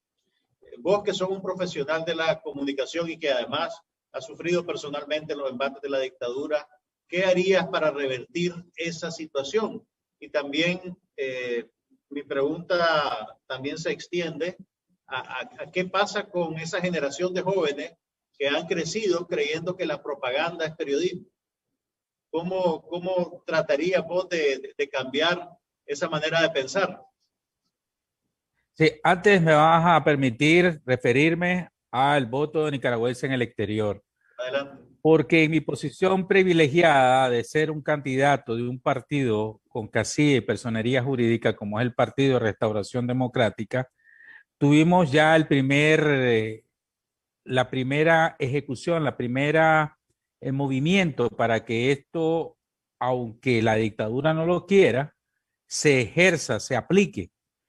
El pasado 19 de marzo, incluso antes, el 6 de marzo, en mi lanzamiento como candidato oficial del PRD, le solicité a la dirigencia del PRD que en calidad de un partido legalmente constituido en Nicaragua enviara una carta hacia el Consejo Supremo Electoral exigiendo la aplicación de la ley 975 y la adición a la ley 152, que es la ley de identidad ciudadana, y exigiendo además la aplicación del voto de los nicaragüenses en el exterior. Esa misiva fue recibida por el Consejo Supremo Electoral el 19 de marzo de este año. Y esta misiva la puede ocupar la diáspora de Nueva York, New Jersey, Arizona, California, Indiana, Florida y Texas como un documento recibido por la dictadura, por la institución Consejo Supremo Electoral, como ya lo están haciendo nuestros hermanos en Costa Rica, que agarraron esta carta de recibido y la mandaron al Parlamento costarricense para que a través del Parlamento se influya en la OEA para que se aplique el voto del nicaragüense en el exterior. La peor lucha es la que no se hace. De esta manera, el PRD, asumiendo un compromiso mío como candidato, ha puesto en las manos de las diásporas algo que les corresponde por derecho constitucional y por la ley electoral, que es el voto nicaragüense en el exterior, y para eso también la entrega de las cédulas en cada uno de los consulados y las embajadas que tenemos los nicaragüenses a lo largo del mundo, en todo el mundo. Entonces, vayan a buscar en nuestra página de Facebook, ahí está la copia del recibido, y podemos accionar en Estados Unidos, por ejemplo, con los congresistas y los senadores, con un punto de fuerza para que se exija a la dictadura ese derecho que tienen los nicaragüenses y que no amerita ninguna reforma electoral. En cuanto a la censura y al monopolio de los medios de comunicación, prácticamente fácil se aplica la Constitución. La Constitución dice que la libertad de prensa es no tiene censura previa y que la propiedad de los medios de comunicación tiene que ser balanceada y tiene que estar en manos de los nicaragüenses y que ninguna familia, poder fáctico, empresarial, social o de cualquier tipo puede tener aglomeración, oligopolios o monopolios de diferentes medios de comunicación. La dictadura particularmente es hasta absurdo y caricaturesco porque el dictador lo que hace es repartirle los canales a sus hijos como caramelo para que no lloren. Se los dan como caramelo y cada canal cuesta entre 5, 10, 15 millones de dólares. Eso es lo que tienen estos muchachos. Pero es tan fácil como aplicar la Constitución que prohíbe esa acumulación o ese control de los medios de comunicación en una familia, en un partido político, en un grupo económico. Se aplica eso, yo mandaría al nuevo director o directora del COR para que aplique eso y comience a redistribuir toda la frecuencia en diferentes tipos de democracia, de opinión democrática. Sí, se le va a dejar, lógicamente, al sandinismo un canal de televisión, porque representan un porcentaje de la población, pero también al liberalismo, también a otros tipos de pensamiento y al periodismo tal como es. Referente a la cultura del periodismo propagandístico y el periodismo de verdad, el periodismo de vocación. Nosotros como periodistas tenemos dos máximas. Sencillo, es decir la verdad y ser precisos, porque tal vez algunas veces por la imprecisión yo puedo afectar a algún tipo de interés o el buen nombre de alguna persona o alguna empresa o algún político inclusive. Por eso tenemos que decir la verdad y ser precisos. Precisión, precisión, precisión, decía Pulitzer. Ese es el secreto del periodismo. Todo lo demás es propaganda política. Estos muchachos tienen que evolucionar, estos muchachos tienen que verse en la cara la vergüenza de ellos mismos, de la generación de periodistas que viene de un legado histórico desde Pedro Joaquín Chamorro, pasando por el periodismo del 2018 y el valiente periodismo que se está haciendo en Nicaragua, les va a dar la suficiente ejemplo para que tengan la vergüenza, por lo menos para renunciar, dedicarse a otra cosa, o para evolucionar al profesionalismo, al regresar a decir la verdad. La verdad es que esta dictadura masacró, esta dictadura violó los derechos humanos, esta dictadura es inconstitucional. Mientras no vean esa realidad, no son periodistas. Una última cosa y contestame en un minuto porque tenemos que cerrar esta etapa. En Nicaragua existe un canal de televisión estatal, el Canal 6. ¿Qué relación tendría un gobierno tuyo con ese canal? ¿Sería un aparato, un brazo de propaganda o cómo lo concebirías?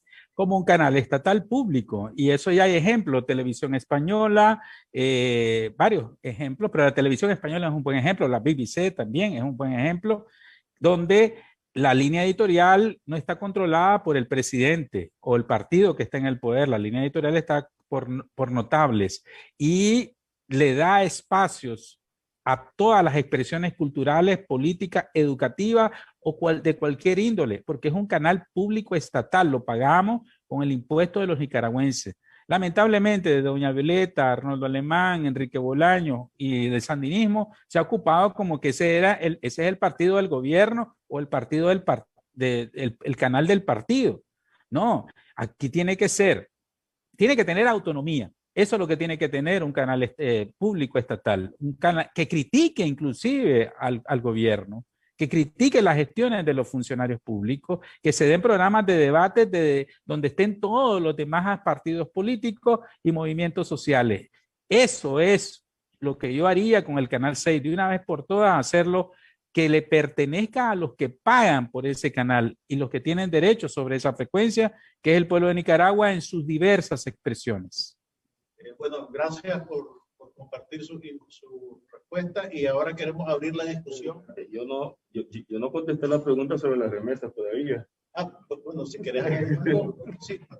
Yo no. Estamos entrando a la parte económica. Go ahead, George. Estamos entrando a la parte económica. Yo también quiero agregar a esto. El hombre anda.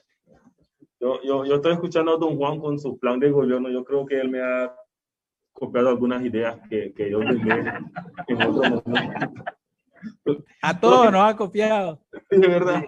Creo que con el tema de las remesas, de alguna manera necesitamos crear un fondo de fideicomiso a nivel nacional, en la cual de esas remesas que el Estado está cobrando impuestos, que el Estado le cobra a cada MoneyGram, Western Union, que le cobra para hacer esto, no sabemos en qué va eso, no sabemos en qué se invierte. Pero si tenemos un fideicomiso que sabemos que por cada remesa, independientemente en cuánto es, se cobra $1.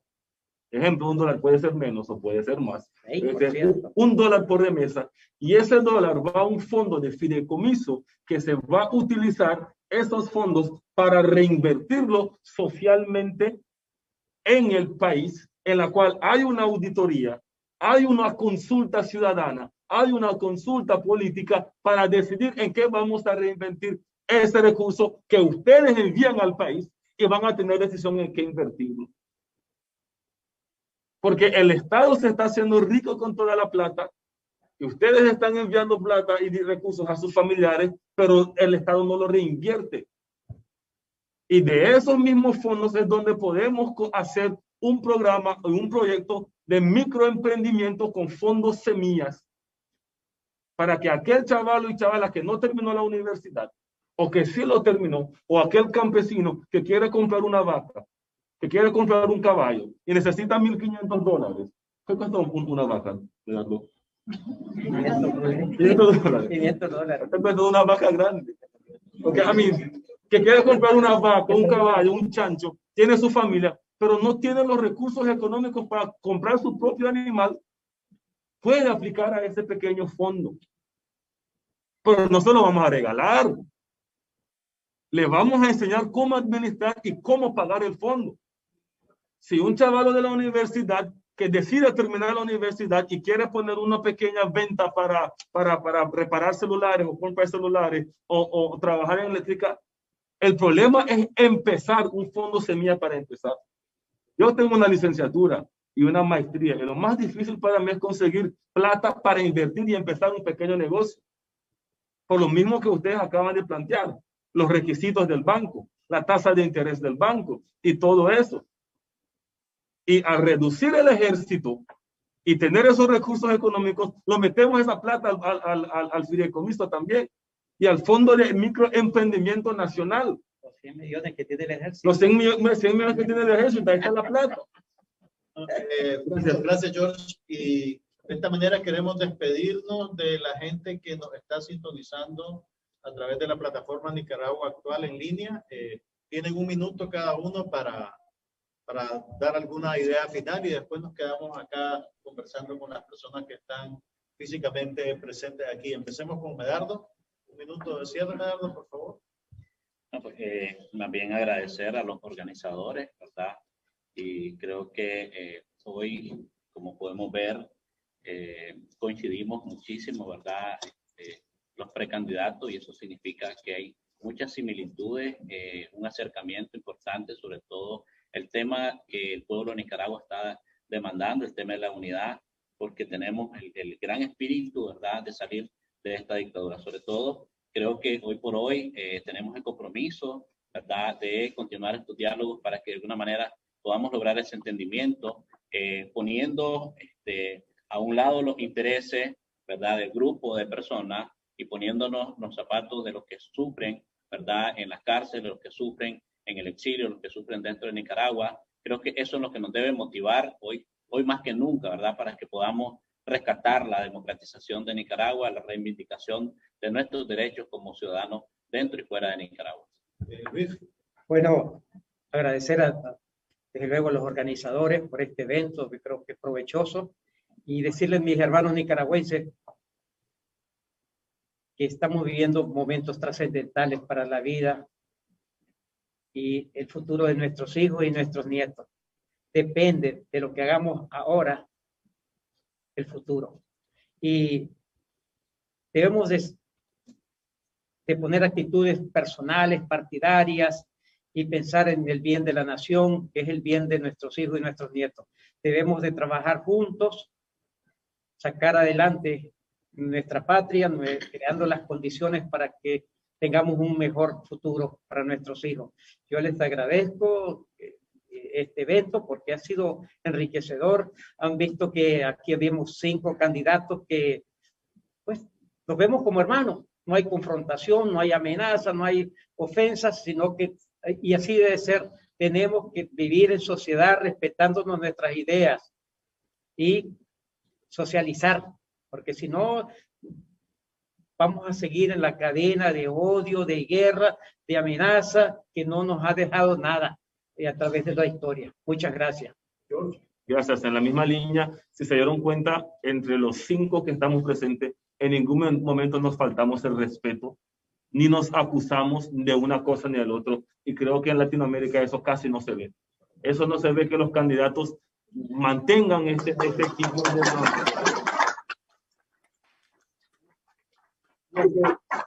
Lo que muestra que el documento firmado y la unidad que estamos buscando, por lo menos los que estamos aquí presentes, estamos trabajando y encaminados a esa unidad. Y esa es la tranquilidad que quisiera darles. Y no todos vamos a ser candidatos.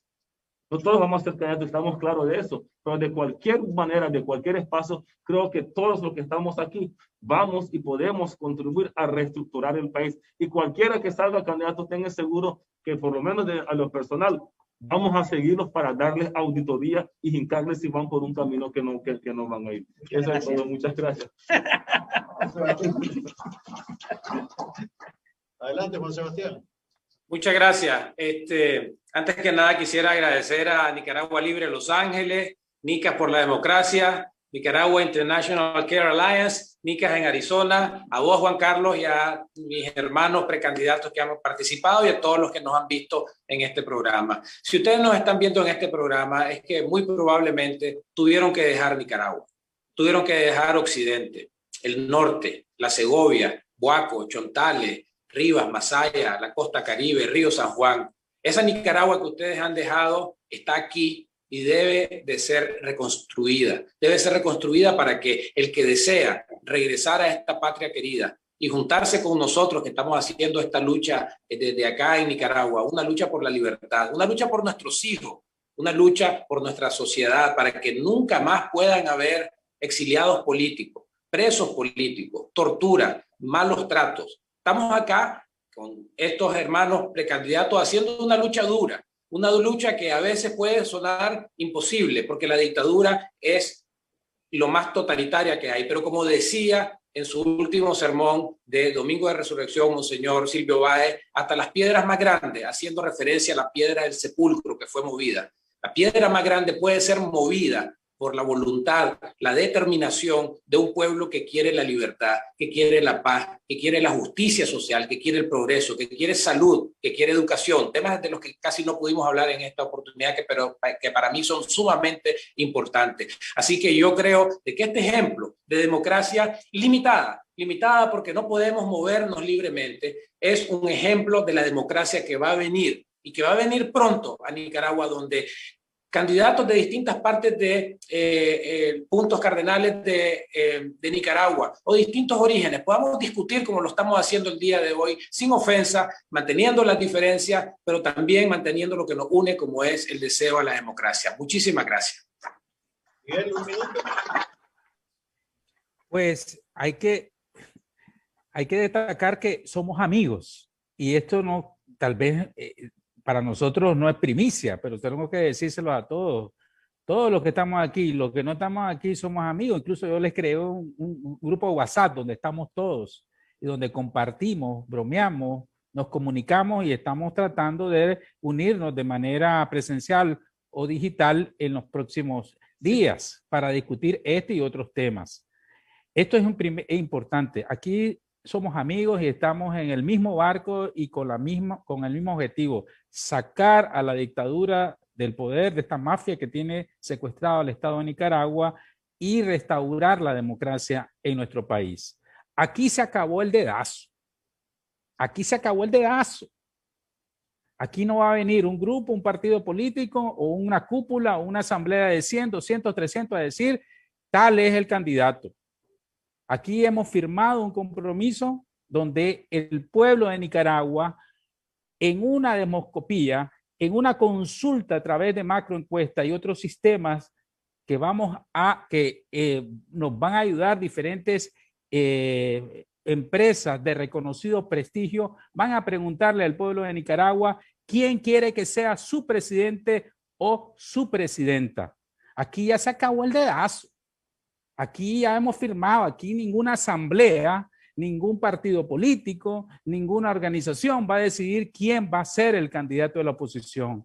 Por primera vez, vamos a hacerlo a través de una consulta popular que nos deja, por este momento no podemos hacer primarias, que sería consultarles a todos a través de cajas cerradas de votación y de otro tipo de llamar a una votación paralela, parecida al día de la votación. No podemos hacer eso porque estamos en dictadura, pero sí podemos acceder a la técnica de la estadística y de la consulta. Ya ha habido encuestas desde marzo del año pasado, noviembre, enero, febrero, y ya se va a presentar una, y en base a estas macroencuestas es que vamos a decidir quién va a ser, el pueblo va a decidir quién va a ser su candidato o candidata. Y eso por primera vez va a pasar en la historia de Nicaragua, y es algo que tenemos que destacar en el accionar democrático de todos. Muchas gracias a todos mis colegas y muchas gracias a toda la diáspora. Gracias, Miguel. Queremos también invitamos a participar en este conversatorio a Félix Maradiaga y Cristiana Chamorro, pero lamentablemente por compromisos previos no pudieron participar.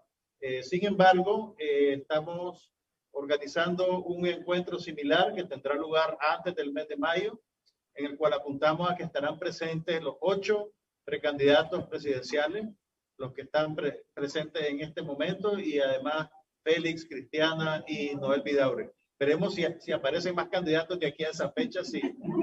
La meta es que estén todos representados, así que por favor estén pendientes y los esperamos pronto. Gracias.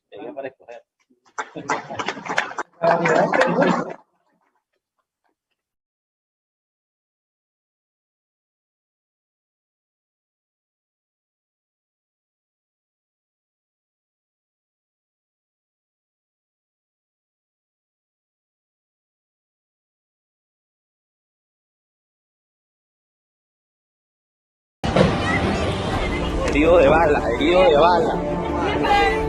Necesitamos gente, loco, necesitamos gente. Y pasen la voz, mae, muchachos. Aquí hay un mae herido, loco.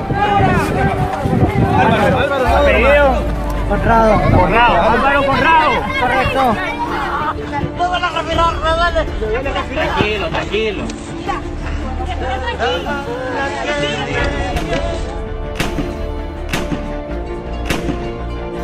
Con algo ahí para soplar.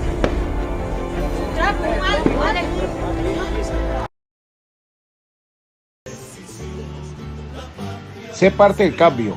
Este 19 de abril, quédate en casa para conmemorar a los mártires de abril y exigir la libertad de los presos políticos y reformas electorales. El pueblo unido jamás será vencido. El pueblo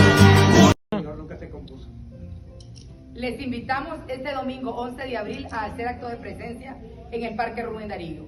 Te recordamos que es un deber, un compromiso y una obligación seguir luchando por la libertad de nuestros presos políticos, el retorno de los exiliados, el desarme de paramilitares y la libertad de Nicaragua. Así que presente este domingo 11 de abril. A partir de las 11 de la mañana te invitamos al Parque Rubén Darío. ¡Viva Nicaragua libre! ¡Viva! ¡De que se van! ¡Se van!